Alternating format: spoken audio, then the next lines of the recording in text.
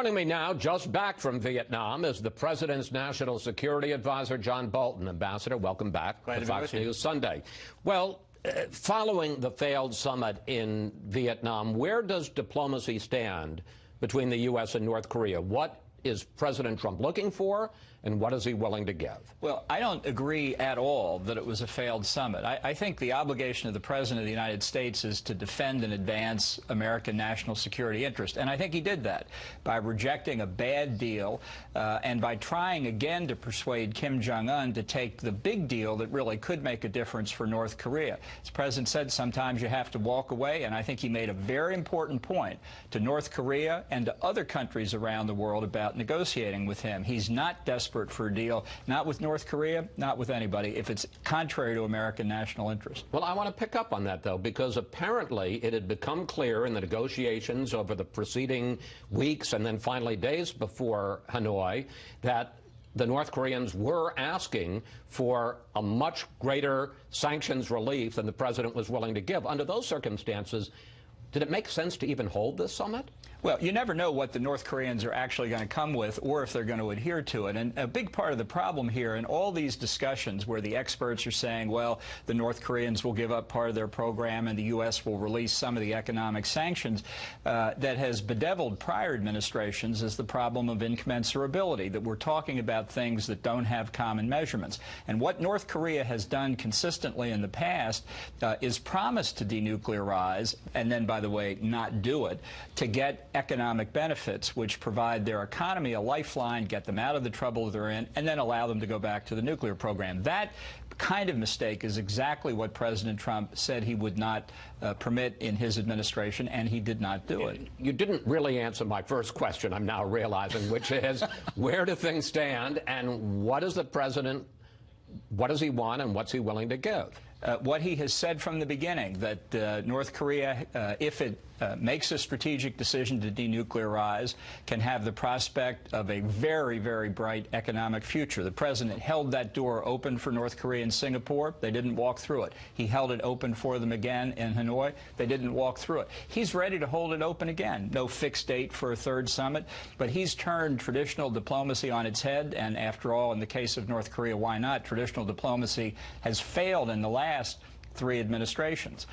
He was willing. You would agree it has failed so far with you, too. Well, after 8 months, I mean, he's got a record of 24 years of failure to stop North Korea from making progress on its nuclear program. But would you agree that so far this move with Kim has failed? I don't think we're in any worse shape than they were in past administrations. I think, in fact, we're in a stronger position because the maximum pressure campaign, as it's been called, of putting tighter economic sanctions on North Korea and enforcing those sanctions more effectively is what brought them to this point. And that program of maximum pressure will continue and I think have a real impact on Kim Jong Un. I want to ask you about exactly that, because before Singapore, the President said that he would not accept North Korea as a nuclear power. And here's what you told me last April. Is there any possibility that the U.S. would accept North Korea as a nuclear power and allow them to keep some of their infrastructure? I don't see how that's possible. But this week, the President kept saying over and over again, there's no rush for North Korea to give up its nuclear weapons, to give up its missiles.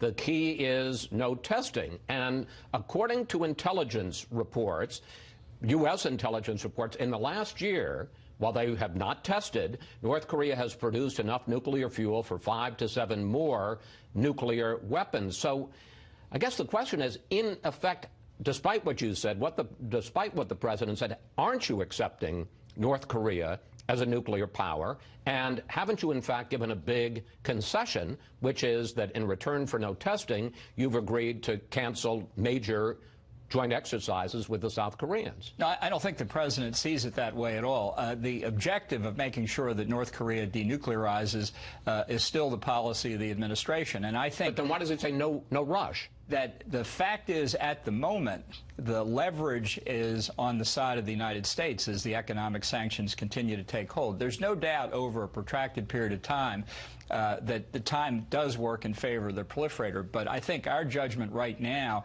is that time works in the favor of the president's position as North Korea sees the effect of these sanctions taking greater effect. Just briefly, can you give us a little of the mood music? You're in that meeting. You're at that table, you and the President and the Secretary of State and the White House Chief of Staff, Mick Mulvaney, at the same time with Kim and the other people. How did it fall apart? Who said what? Well, I don't think it fell apart. I think the president... Well, all right. How did they end up leaving? Well, they left on good terms, and I think that was part of what the president wanted. He has. But was it? You can look at this picture here. Was it at that meeting? Who said what? Well, there were several meetings, and it would take a long time. But I can tell you this: the president stressed to Kim Jong Un he thought progress had been made. He thought that there were still negotiations that were possible. I would say the North Koreans were very disappointed we didn't buy their bad deal. You know, that's life in the big city. Did Kim say anything? I mean, you remember famously Gorbachev and Reagan, and Gorbachev said, "What more could I have said?" And Reagan said, "You could have said yes on SDI in Iceland." Any moment like that? Well, I think there were several. The president kept saying, take what he called the big deal, denuclearization, make the decision, give up the nuclear, chemical, and biological weapons, give up the ballistic missiles. He handed Kim Jong Un a piece of paper, actually two, one in Korean and one in English, that laid out what we expected there. And in exchange for that, you get this well-placed piece of real estate, as the president judges it from his business experience, that could have an extraordinary economic future. And what did Kim say? He walked away from it. All right. Meanwhile, the president seemed to absolve Kim Jong Un of any responsibility in the torture and death of Otto Warmbier. Take a look. In those prisons and those camps, you have a lot of people, and some really bad things happened to Otto. Some really, really bad things. Why are you? But he tells me that he didn't know about it, and I will take him at his word. Well, the Warmbier family was shocked at that, and so were top Republicans. The blood of Otto Warmbier is on the hands of Kim Jong Un. And the Warmbiers issued this statement: Kim and his evil regime are responsible for the death of our son Otto. Kim and his evil regime are responsible for unimaginable cruelty and inhumanity. No excuses or lavish praise can change that. Question: why did the president take Kim's word that he didn't know? Look, the president has been very clear, both in public and I've heard him in private in the Oval Office, that he considers what happened to Otto Warmbier to be despicable and barbaric. And I think he made that clear in Hanoi and made it clear subsequently. I think the best thing the North Koreans... Let me just interrupt for a second. He says, I mean, I'm going to just read you the quote back again that we just played. Kim tells me that he didn't know it, and I will take him at his word. Yeah. Why did he say that? You know, what he's trying to convey is that he's got a difficult line to walk to negotiate with Kim Jong Un, and at the same time demand what I think North Korea would find very much in its own best interest: give us a complete accounting of who was responsible for what happened to Otto Warmbier. That would go a long way to improving relations. But this is not the first time that the president has taken the word of an autocrat over outside evidence. He's not taking the word. He said, when he says, I'm going to take him at his word, it doesn't mean that he accepts it as reality. It means that he accepts that's what Kim Jong Un said. So when he says, I take him at his word, it doesn't mean that he believes Kim Jong Un? Well, that's what he said. I think one way to prove that is to give the United States a complete accounting. Okay. Regardless of it, this is not the first time the president has sided with an autocrat over outside evidence. Here's what the president said about the Saudi murder of Jamal Khashoggi. I hate the crime. I hate what's done. I hate the cover-up. And I will tell you this, the Crown Prince hates it more than I do, and they have vehemently denied it. And here is the president at the Helsinki summit with Putin on whether Russia interfered in the 2016 election.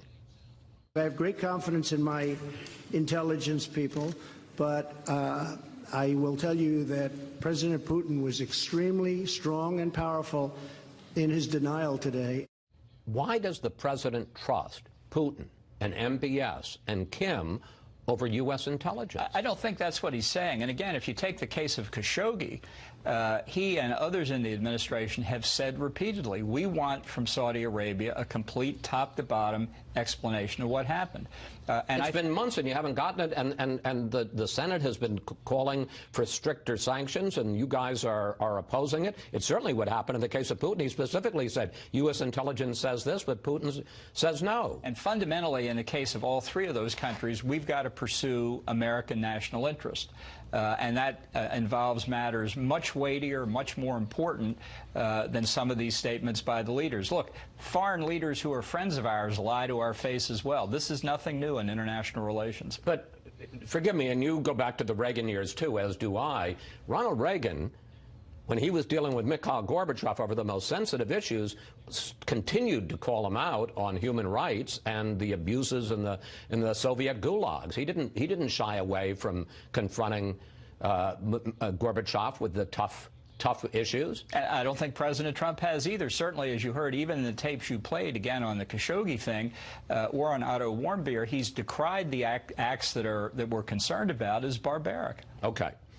There are reports. I got to say, there's a lot of tough stuff to talk to you about today. Two more issues. One, there are reports, none denied so far, that President Trump ordered the White House to give a top-secret security clearance to Jared Kushner over the objections of the White House Chief of Staff, John Kelly, over the White House counsel, Don McGahn, and over the CIA. As National Security Advisor, do you have any concerns about Jared Kushner having access to the nation's top secrets? I don't have any concerns. I deal with Jared all the time on the Middle East peace process and a number of other issues. I trust him. I have no idea what the story is on the security clearance. It's not something that falls within my area of responsibility. But if asked, do I trust Jared Kushner, the answer is yes. You do not think he is a security risk? I do not. Other question on that, though. Will the White House meet a deadline tomorrow to turn over to the House all documents that they're seeking on White House security clearances? Well, you know, I'm involved in that since they have some nonsensical ideas about me, which I'll one day be free to discuss as a private citizen. But as a White House official, all I can say is the White House counsel and the Department of Justice are handling that, and whether I like it or not, I will leave it to them. Meaning what, when you say whether you like it? What they're going to respond to the Congress. Do you know whether they're going to turn over the paper or not? I don't know. I think it's up to them. As I say, if I were a private citizen, I'd have a lot to say about this. Well, you know me too well. It's like you've dangled the piece of meat in front of me. Do you think that Congress doesn't have a right to that information? I think I've been, from my days at the Justice Department, a strong proponent of executive privilege and the ability of the executive branch to function free from unwarranted congressional interference. So if by chance that's the stance that the White House counsel and the Justice Department take, I'll be fine with that as a matter of constitutional law. I'm just saying, if I were unfettered by my official responsibilities, I'd be delighted to take on these allegations about me. Okay, final question. Venezuela. For all the declarations from you and from other top White House officials and the quote is, Maduro must go, the fact is he continues to hold on to power. There was this big face-off last week about humanitarian aid coming in or not. They were able to block it, generally speaking, with some defections. The generals and the military is standing by him. One, what do you do next to try to force him out? And two, if the opposition leader, Juan Guaido, returns to Venezuela in the next day or so and is arrested, what will the U.S. response be? Look, the opposition is very united. I think Maduro made a big mistake by trying to block the aid. And let's be clear, it wasn't so much the regular Venezuelan military that blocked the aid coming across the borders. It was the colectivos, these bands of motorcycle gangs, organized and trained and financed by Cuba. That's really one of the big problems in Venezuela, which in parts of Latin America they call Cubazuela because of the influence of the Cubans that we need to get rid of. And let me just say, with respect to the military, there are countless conversations going on below the surface as to where the military will go. I think Maduro's position is very precarious. We want to see a peaceful transition of power. If Guaido is arrested, what will the U.S. response be? Well, we're going to watch what happens. I think we've warned Maduro and his henchmen and the Cubans very clearly, but the opposition is united in ways unprecedented over the last 20 years. And if Maduro took that step, I think it would just hasten the day that he leaves. Ambassador Bolton, thank you. Thanks for answering all our questions. Always good to talk with you, sir. Glad to be with you.